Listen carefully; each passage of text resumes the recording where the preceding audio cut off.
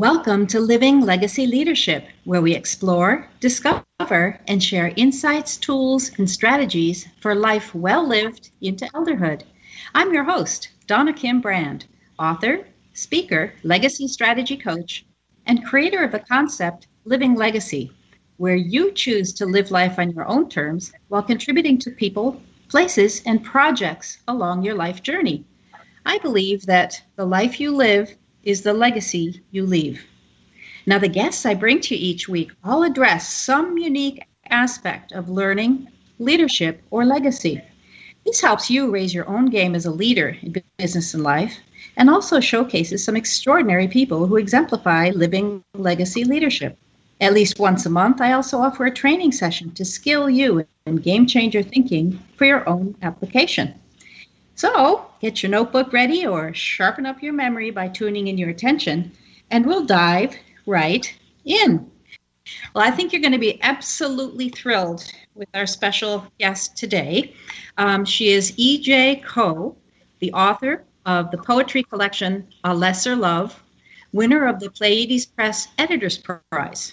Her poems, translations, and stories have appeared in such august publications as the Boston Review, Los Angeles Review of Books, and World Literature Today, among others.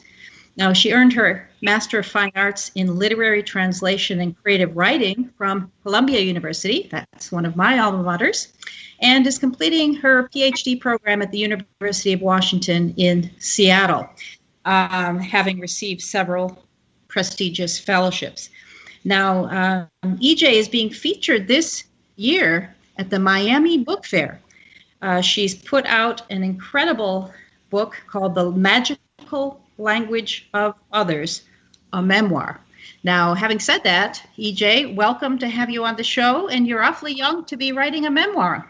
Hi, Donna. Thank you for having me, and I'm really looking forward to the chance to talk more about it. Yeah. Fantastic. So, you actually have an incredibly interesting premise in the book, which, despite your young age, constitutes plenty of reason for you to have written a memoir. So could you, in a nutshell, just give our listeners a sense of the gist? What is the book, The Magical Language of Others, about, the main theme? Sure. When I was 14, I was born and raised here, and at that age, my father got a job offer from South Korea. The next year, my father and mother, they moved to South Korea, leaving me and my older brother, just 4 years older than me at the time, behind in a house in Davis, California. What started as a 3-year separation became 5 years, 7 years, and ultimately 9 years before I got to reunite with them again in Seattle, Washington. Now, during our time apart, my mother would write me letters in Korean and every week, and I would receive them and try to read them. And so the letters are really the heart of the memoir, and in between you get the memories and the context of these letters from a mother to daughter. Yeah, fantastic. And you know, some of our listeners might recall that I have a history with Korea. I was an exchange student there myself a couple of decades ago, before you were born, EJ, and subsequently married a Korean. That's the Kim in my name of Kim Brand. And along with having a couple of my children being half Korean, we also adopted one of my husband's nieces when she was 12 years old, and she came and lived with us in the United States. So not quite the same situation as yours. But I understand, and the deep sort of wellspring of feeling and pain and anguish in your search throughout your life for meaning and ultimate redemption that you talk about in your book really runs deep in the Korean psyche. And I think some of it is inherited and some of it might just be culturally just experienced in daily living. But your title is called The Magical Language of Others. And I know you speak English, you speak Korean, and you speak Japanese. Tell us how you came up with that title. What's the meaning for you? Of course. A few years ago, I was doing some research in discourse analysis, and I came across this bit of information that stayed with me, and it's that each of us, even within one language, every word has so many references. Let's say I say the word cup, and the cup you and I would imagine is so different and yet so rife with memories and meaning that really one person can never truly understand another in the complete and perfect way we'd like.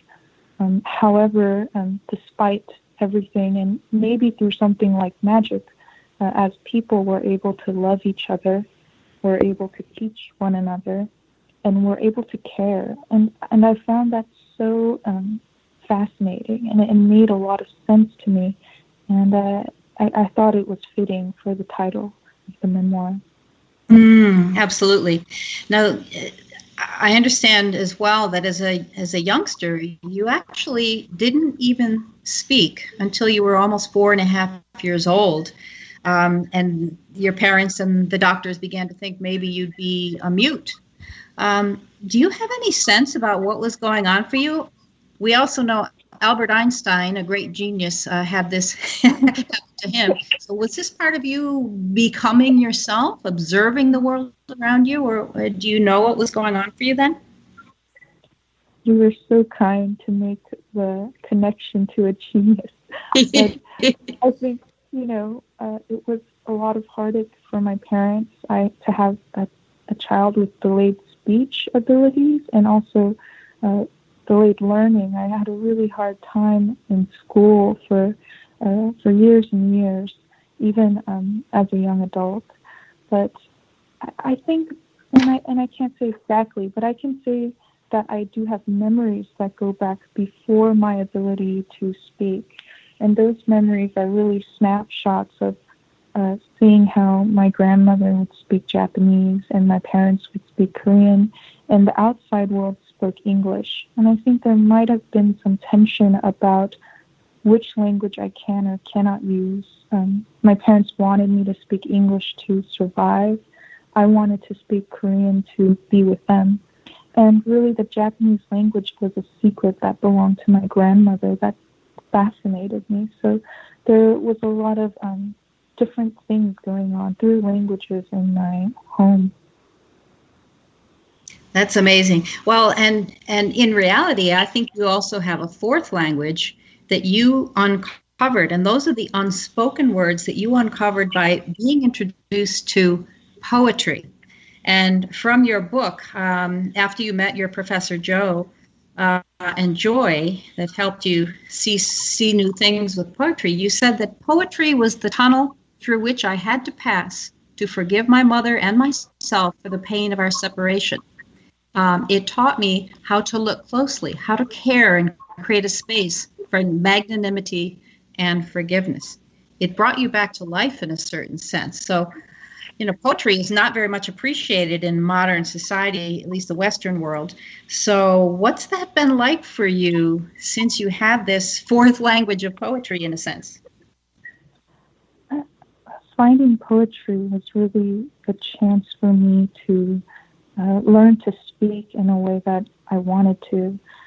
There's this thing that another author, Kathy Park Hong, has said in her book Minor Feelings, and it's that those poets with trouble speaking in English came to poetry finally finding a way to speak in English. And I really connected with that because poetry is able to do things in a language, even just in English, that English itself is limited from doing. That's why I think poetry gave me a space and a freedom. And learning magnanimity through poetry was essential because, my first teacher taught me that if your poem, if you cannot forgive your mother in a poem, then by the end of that poem, that you either forgive your mother or the poem forgives you for not being able to forgive your mother. Otherwise, it's not a poem. And that practice of writing, yeah. Yeah, keep going. I mean, my hair just stood up on my arm, so just so the very basic nature of building and creating and ending a poem naturally practices things that might not have been available to me if I were not writing that poem. And so that lesson stayed with me through my relationships, through the world around me, outside of poetry. Wow, fantastic. Can I be so bold as to ask you to share one of your brief poems right now with our audience? Yes. I'm going to read a poem that inspired the first chapter of the memoir. It's called Father in His Old Age.